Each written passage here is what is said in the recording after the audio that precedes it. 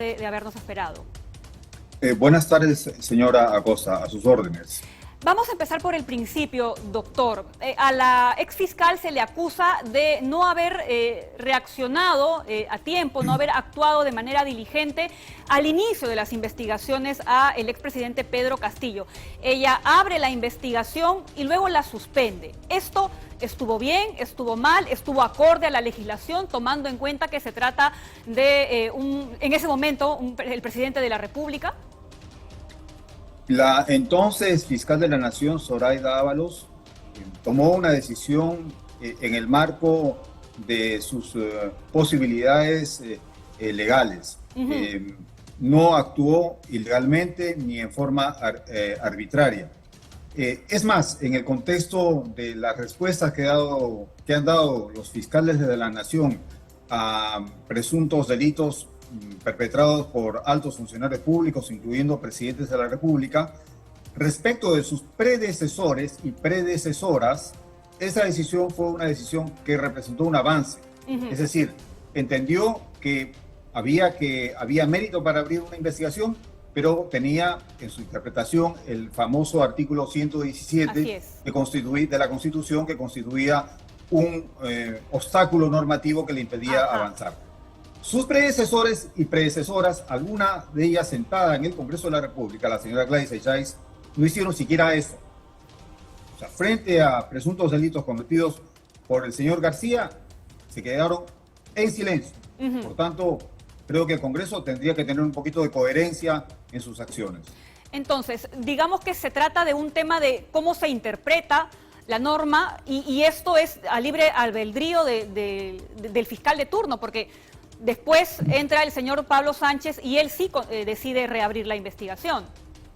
Claro, no diría que se trata del ejercicio del libre albedrío, pero sí creo que la fiscal Zoraida Ábalos tenía frente a ella un menú de opciones y el que tomó, tal vez en el contexto en el que se dio esta situación, no fue del agrado del Congreso en particular, pero sí era una opción no solo legal, sino además legítima, no significando ello la incursión en la comisión de los delitos que ahora se imputan por vía de infracción constitucional.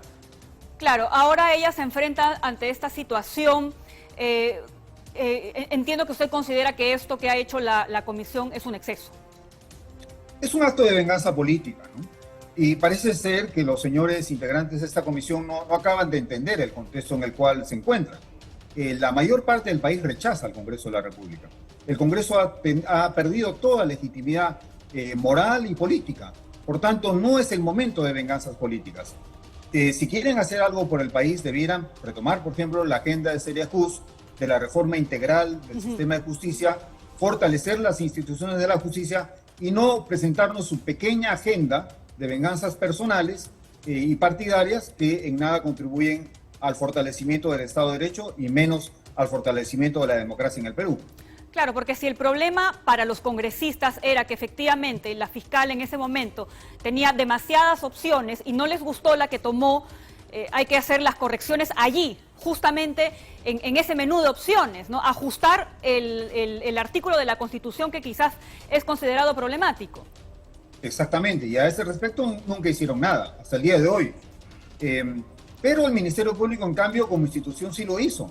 Más allá de la persona, más adelante, como sabemos, luego el fiscal de la Nación, Pablo Sánchez, hizo una interpretación que nosotros habíamos promovido, que es la interpretación desde las obligaciones internacionales y el deber de prevenir y de investigar los graves delitos de corrupción. Y ahí está la interpretación nueva del Ministerio Público como institución. Así que si nos ponemos a analizar la conducta institucional del Ministerio Público, vemos una primera fase en la cual hubo fiscales de la Nación, hombres y mujeres, que fueron totalmente, no diría cómplices, pero sí les pareció cómodo no hacer nada frente a tropelías cometidas por altos funcionarios públicos, incluidos presidentes de la República. Una segunda fase en la cual el Ministerio Público toma una decisión intermedia, por así decirlo. La fiscal Zoraida Ábalos dice, un momentito, acá hay un deber de investigar, pero me impide hacerlo avanzar es el artículo 117 de la Constitución, que los congresistas no reforman hasta el día de hoy. Y una tercera fase en la evolución de la conducta institucional del Ministerio Público, en la cual Sánchez, el ex fiscal de la Nación, dice, bueno, sí, hay que investigar y se puede avanzar por lo menos en el ámbito de la fase preliminar, que es lo que está pasando en este momento. Ahora, pero aún así, en este contexto, no hay cambios ni reformas constitucionales hechas por el Congreso. Así es. Ahora, ¿qué podemos decir de esta celeridad que tiene tanto la subcomisión como la comisión permanente respecto a casos que sí, tienen cierta urgencia al tratarse sobre todo del presidente Pedro Castillo, cosa que no hemos visto antes, y hay una fila de casos que están allí a la espera desde hace años en esta subcomisión? Sí, en efecto, tiene usted razón en lo que plantea en su pregunta, porque lo que vemos es un Congreso, en primer lugar, que protege a un violador. O sea, un congresista violó a una señorita. Freddy Díaz, así es. Y la protege. Luego, es un Congreso dedicado a hacer cualquier cosa menos su trabajo como Congreso. Crearon una comisión para investigar un supuesto fraude electoral que no llegó a nada. ¿Cuántos miles de soles y tiempos permitido en eso? Absolutamente nada. Tenemos un Congreso altamente cuestionado porque sus integrantes precisamente representan conductas que debieran en sí mismas ser objeto de infracciones constitucionales. Todos y cada uno de ellos debería ser acusado constitucionalmente por sus diferentes y reiteradas infracciones a la Constitución que tanto aman. Hay un congresista que propició la impunidad de un señor que dio un golpe de Estado y no pasa nada. Entonces hay un doble discurso, como reitero, pero más que eso, ya en este momento hay un momento en una circunstancia en la cual la población ha expresado claramente su rechazo a este Congreso. Entonces este Congreso debería dedicarse estrictamente a ver cómo prepara sus valijas de salida y cómo contribuye de mejor manera de lo que ha hecho hasta ahora a un paquete de reforma constitucional, no para que sean reelegidos ni para que tengan su Cámara de Senadores donde puedan ingresar por la ventana lateral, sino algo que beneficie al país. Y eso no lo están haciendo. Por tanto, reitero, se trata de un acto de venganza política, una pequeñez en la agenda importante del bicentenario que a la que la República le interesa, no estas cosas. En ese sentido, ¿usted esperaría que los congresistas ya en el Pleno pues decidan por el archivamiento? Mire, ni siquiera debieran perder tiempo en estas cosas, pero en fin, ellos cavan su sepultura. Cada día que pasa, la población, la sociedad peruana sabe quiénes son y rechaza su conducta.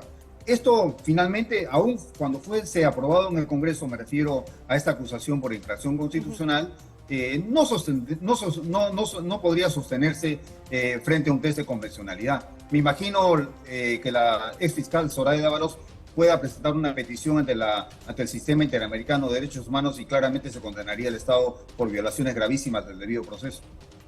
Bien, doctor, le agradecemos muchísimo el tiempo que ha tenido con nosotros, dándonos su opinión desde un punto de vista legal y político también respecto a qué es lo que está pasando y qué es lo que podría pasar con la ex fiscal a propósito de esta denuncia que está presentando un grupo de congresistas. Gracias nuevamente. Buenas tardes. Son las 1:48.